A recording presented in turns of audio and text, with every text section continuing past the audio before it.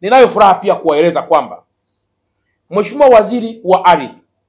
Deo Ndejembi kupitia shirika la nyumba NHC wameamua kuingia katika ubia wa majengo yake yote yaliyopo eneo la Kariakoo, ubia na private sector, ili aweze kuvunjwa na kujengwa upya kwa mkataba maalum. Na kwa mantiki hiyo, ninayo hakika kwamba mwaka huu hali ya biashara katika eneo lote la Kariakoo itaendelea kuwa bora sana, kwa sababu maeneo ya kufanya biashara yameendelea kuongezwa kwa ubunifu mkubwa ulioendelea kufanywa na Wizara ya Ardhi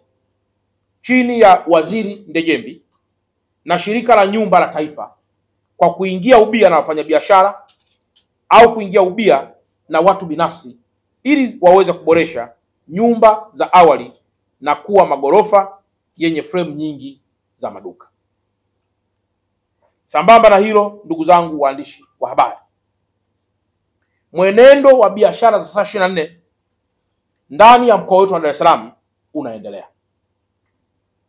Leo mkipita katika viunga mbalimbali kuanzia Kariakoo mpaka Mwenge na baadhi ya maeneo, mtakuta kwamba biashara saa 24 zinaendelea. Na hapa Kariakoo nitumie nafasi hii kushukuru sana Gavana wa BOT aliyetupa vibali ama aliyetoa vibali kwa taasisi za kibenki, taasisi za kifedha kufanya pia kazi saa 24 kwa wale wenye uwezo huo. Niombe na nitumie nafasi hii kuwashukuru sana uongozi wa NMB Bank, ambao wao wamekuwa wa kwanza kabisa benki yao kwanza cooperate kwa masaa mengi pale Kariakoo. Lakini kwa kuwapongeza huku si maana kwamba benki zingine sijazipongeza, na wao wanaendelea kuinstall baadhi ya mifumo ili pia kuruhusu biashara saa 24 kuweza kuitika katika mnyororo unaohusiana, yaani biashara, uhifadhi wa fedha,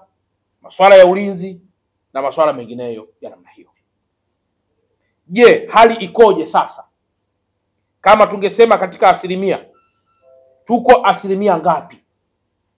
Ndugu waandishi wa habari, naomba niwape tena taarifa hii njema kwamba tumepeana assignments na wakuu wa wilaya wote wa mkoa wa Dar es Salaam kwamba baada ya mkoa kulaunch ama kuzindua, sasa wakuu wa wilaya kwa kushirikiana na taasisi zote, wafanya biashara ndani ya wilaya zao, na wao wa launch biashara saa 24 katika wilaya zao, ili wafanya biashara wetu katika maeneo mbalimbali waendelee kuiona fahari ya usalama wa ndani ya mkoa wetu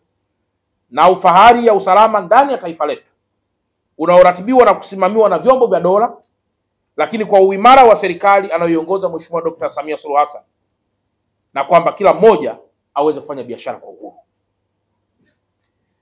Jambo jingine, ndugu zangu waandishi wa habari,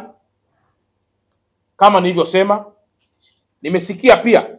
baadhi ya viongozi wa vyama vya kisiasa wakiendelea kukejeli uwekezaji unaoendelea kufanywa katika sekta mbalimbali na hasa sekta ya bandari. Naomba nitoe rai kwamba mimi kama mkuu wa mkoa wa Dar es Salaam nitoe pongezi za dhati kabisa kwa uongozi wa bandari ya Dar es Salaam au uongozi wa bandari Tanzania kwa ujumla wake, kwamba tumeendelea kuona ufanisi mkubwa wa bandari ya Dar es Salaam unaothibitishwa kwa wingi wa wageni wanaokuja kuchukua mizigo kutoka mataifa mbalimbali,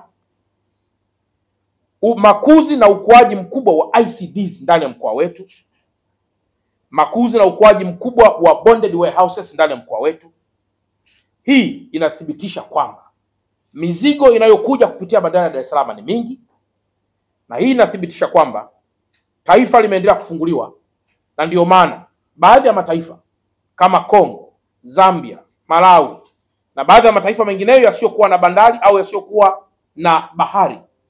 yameendelea kuiona Tanzania kama kivutio kikubwa kwa sera zake imara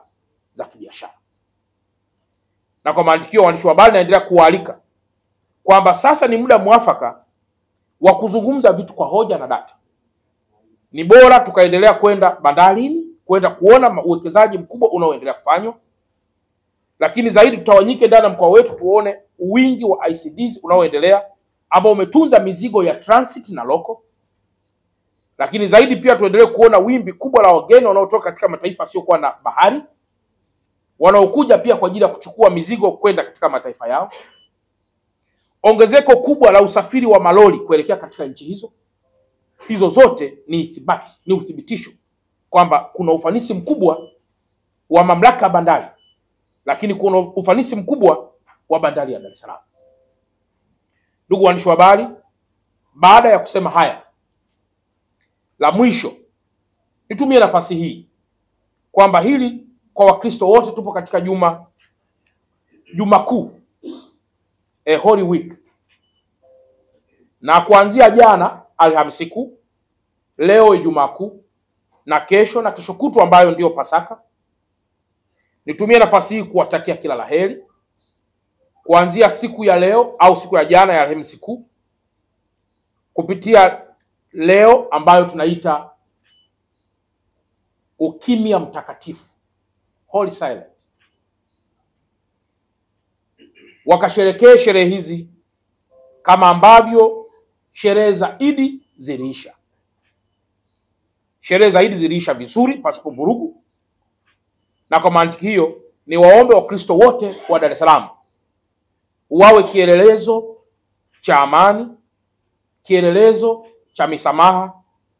kielelezo cha upendo, kama ambavyo Yesu Kristo mwenyewe ametamka